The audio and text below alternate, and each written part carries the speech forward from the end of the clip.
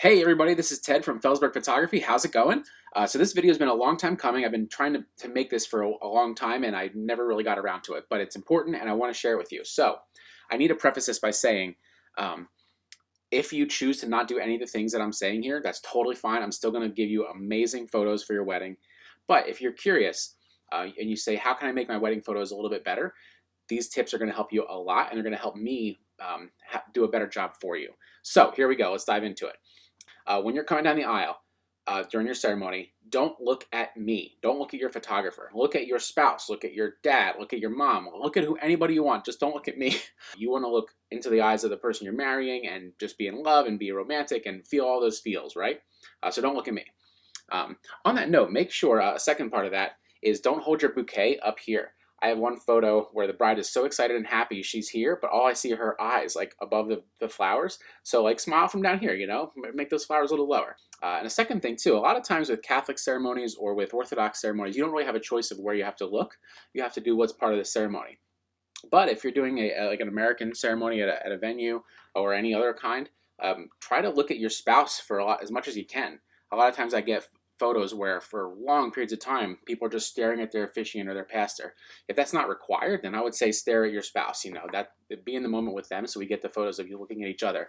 Oh, so during your ceremony, this is, again, I always have a hard time bringing these things up to people because I don't want you to think about me. I want you to be in the moment and I don't want these moments to be fake. But during the ceremony, a lot of times I'm in the center aisle looking at you guys doing your vows, and instead of you matching the symmetry of all the beautiful stuff around you in your venue, the bride and groom or the couple are off-centered. It happens a lot, like a lot. So if you think of it, try to look down the center aisle and kind of square up. A lot of times the person on my left needs to move forward, generally the bride, and then the person on my right needs to back up a little bit. So think about that, because in the photos I'm seeing it in the middle going, oh man, this looks so pretty, but they're just not centered. Like, you know, it's a silly thing. Again, it doesn't matter at the end of the day. Like, I'm still going to get great photos at the moment, but it'll help a little bit. Oh, so this is a big one. This is fun. So when it comes to weddings, there are no rules generally. Like, unless you're in a church, you know, they have some rules there, but overall, like, you don't have to do things any kind of way. You do things the way you want to do. So a lot of times I'll ask a bride, I'll say, what's the favorite side of your face that you prefer in photographs? And a lot of times she'll say the left side.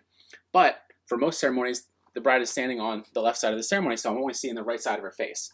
So if that's something you care about, then switch it up. Stand on the other side. There's no rules. Do whatever you want. Another thing on top of that, a lot of times brides will have these really cool hair setup, or hairdo. Yeah, hairdo. I'm a guy. Leave me alone. She'll have this really cool hairdo where there's like a big swoop of hair coming down on the side of her face here, which looks so beautiful from the front. But during a ceremony, when you're turned to the side, like, I don't see your eyes. I don't see your eyes at all. So neither does the audience. No one even sees your face. So if that's the case, that's another reason to switch sides so your face is more open to the audience and to me photographing you. Again, like I said, all this stuff is like tiny little nitpicky things. I still get the photos, but they're just a way to make them a little bit better. So one of the things I've noticed a lot in weddings recently is the DJ will have all the guests at the whole wedding surround the dance floor for the first dance, which you'd think would be so cool, like everyone's just focused on you. But for my style of photography, what I like to do is I move around the room a lot. I try to get the different backgrounds of the entire reception room, so left, right, center. I try to not actually shoot towards the DJ booth. Not that they're bad looking, it's just the least pretty part of the room, right? So when they surround the dance floor like that, I can't move around. I basically have this little tiny square to move around in, plus I can't get far away because people will be blocking my shots, so I can only get close-up photos. I can't get big wide shots of the room.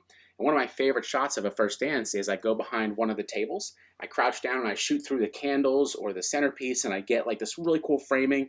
The backlighting's hitting your hair just right, the front lighting's hitting your faces. It just looks super romantic and I love that shot, but I can't get it if all of your guests are surrounding the dance floor. So that's one area I would maybe ask if your DJ could not do that, you know? I'm losing my breath. I'm talking too fast. It's bad, right? If I lose my breath talking?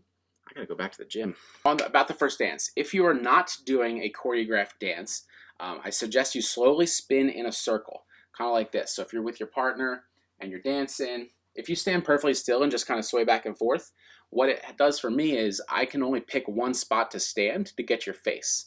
Versus if you're spinning in a circle, I can move around the whole room and wait for you to hit my light just perfectly and boom, get your face, you're crying, you're laughing, you're singing, and you're having a wonderful romantic time. Otherwise, I can't do that if you're only swaying back and forth. I have to pick one spot and stay there. And hopefully it's a good spot, you know. So one more thing about this ceremony before I forget. You know how people are doing these unplugged ceremonies, which no one's allowed to take photos or videos? I don't actually believe that that's a good thing. I think people should take videos and photos. They love you. They've known you their whole life. Plus, they're going to do what they want anyway. Like, if you tell them don't take pictures or videos, they're still going to do it. Like, you know, no one's walking around with a basket collecting phones. So it's fine. I think they should take photos and videos. But the problem is if they come into the center aisle. So it's great if the officiant makes an announcement and says, hey, take all the photos and videos you want to. Just stay out of the center aisle. That's my zone. That's Ted's zone. Stay out of there. So the easiest way to ruin a photo of the bride coming down the aisle is Aunt Edna blocking the shot with a 13-inch iPad while Dad's crying and you're looking at your husband. I don't see it at all because Aunt Edna's in the way. So that's a great one to talk about with your guests and your officiant. Really helpful if the first dance song and the parent dance songs are 2.5 to 3 minutes long or longer. A lot of times I'll see DJs do a minute, minute and a half, 2 minutes, and it's just not enough time for me to get creative where I can move around the room and get these shots. The way I set my lighting up, I have 2 different stands on the corners of the dance floor, and they shoot towards the center to brighten up the people dancing. And I have to wait for you guys to spin into my lighting. And if the song is only 60 seconds and it's done, I might get a couple shots and that's it, you know. So it's really helpful for me if that song stays longer. And I know sometimes people say, oh, they don't want to be the center of attention, they don't like the attention on them. I get it, but this is only a 2 or 3 minute part of the day. Like, it's worth it to have it that long so that you get these moments captured and I get some really epic shots of you doing your first dance or parent dances. Last one. Not that you have to get video, but if you choose to get a videographer for your wedding, it would be great if you'd let me make some recommendations so that I can recommend someone that works well with my style. That way we won't clash on the wedding day and we're not going to get in each other's way and you'll have a wonderful product. That's all I got for you guys. Thank you so much for watching this video. Again, if you don't do any of these things, that's totally fine. I'm still going to take amazing photos from your wedding. But if you wanted to make them just a little bit better, these things will actually help a lot. So I appreciate you watching. Thank you so much. Have a wonderful day. Bye.